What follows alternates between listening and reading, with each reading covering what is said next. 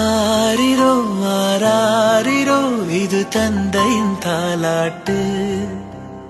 பூமியே புதிதானது இவள் மழலையின் மொழி கேட்டு. ஓ தாயாக தந்தை மாறும் புது காவியம்.